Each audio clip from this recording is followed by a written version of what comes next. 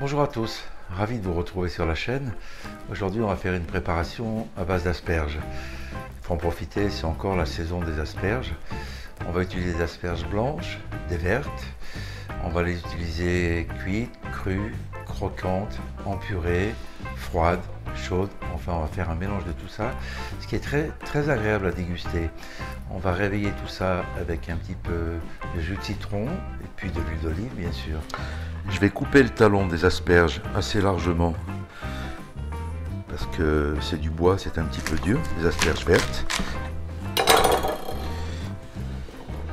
Et puis je vais reprendre les plus grosses pour éplucher un tout petit peu le bout comme ceci. Je vais aussi éplucher les asperges blanches.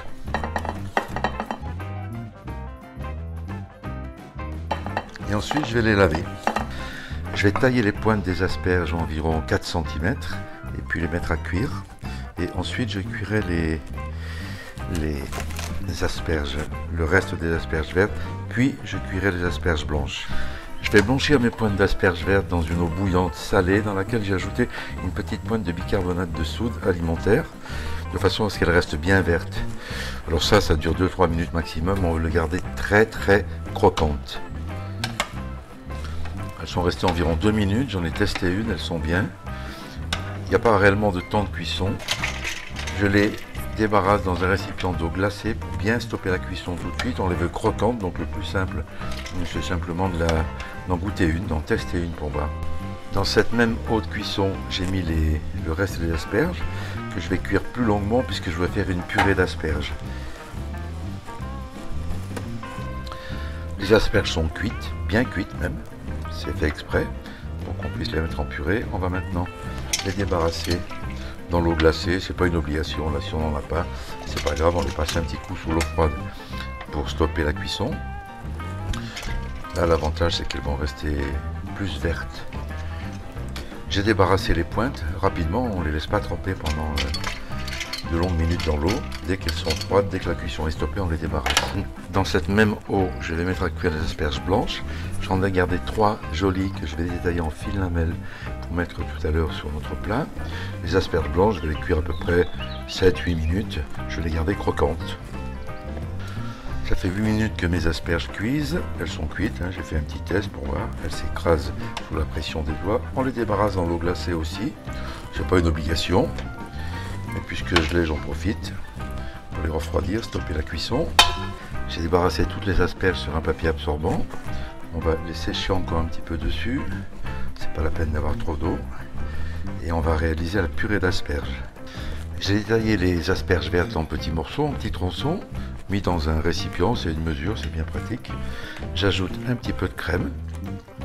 Et maintenant je vais les mixer avec le mixeur plongeant le plus finement possible.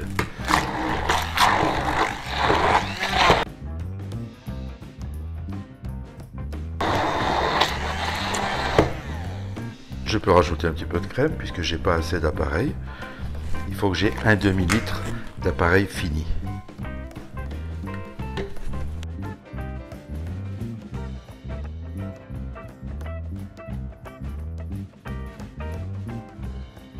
J'ai coupé les têtes d'asperges blanches en deux dans le sens de la longueur parce qu'elles étaient un peu grosses.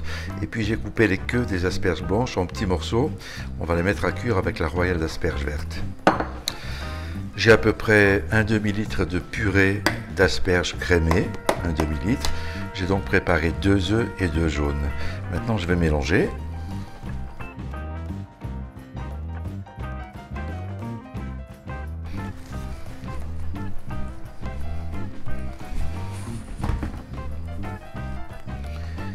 Et puis je vais goûter ce mélange pour voir si c'est assez salé, s'il y a besoin de le réassaisonner. Parfait, c'est bien assaisonné. Je vais maintenant couler ça dans mes assiettes. J'ai préparé 5 assiettes un peu creuses pour recevoir mon liquide, ma préparation. Je vais d'abord mettre un petit peu d'asperges blanches au fond. Je vais répartir le...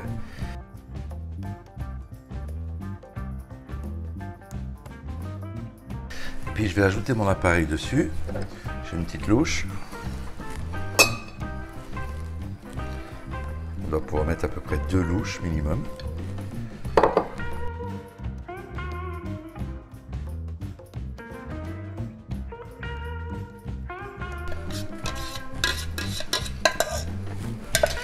On nettoie les assiettes, il faut qu'elles soient bien propres parce qu'elles vont aller au four.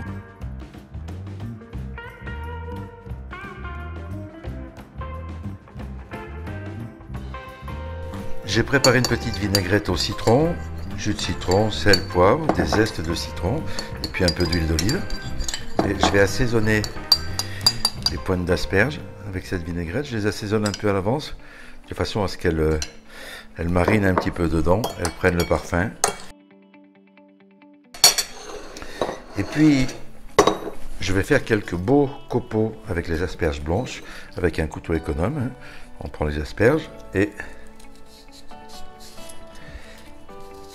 on taille des petites tranches fines. C'est pour déposer sur l'assiette une fois qu'elle est finie.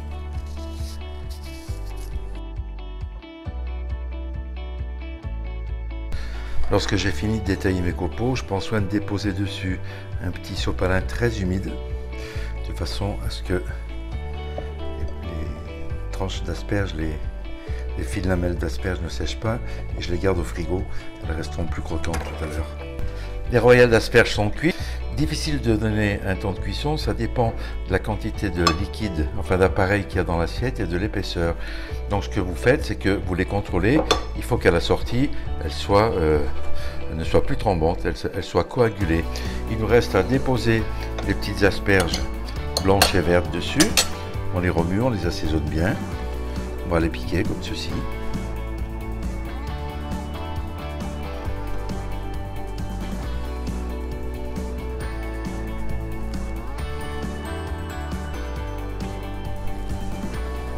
On peut faire à peu près 5 assiettes, 4 ou 5. Et puis les petits copeaux d'asperges, on va les assaisonner dans la vinaigrette. On les assaisonne pas trop à l'avance parce que ça les cuit et deviennent tout mous. Alors l'intérêt, c'est qu'ils restent bien croquants.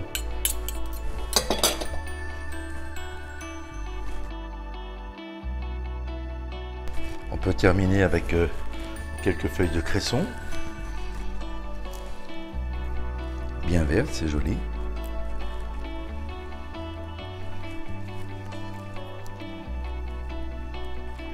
Voilà, royale d'asperges vertes et blanches. Et on finit avec quelques zestes de citron.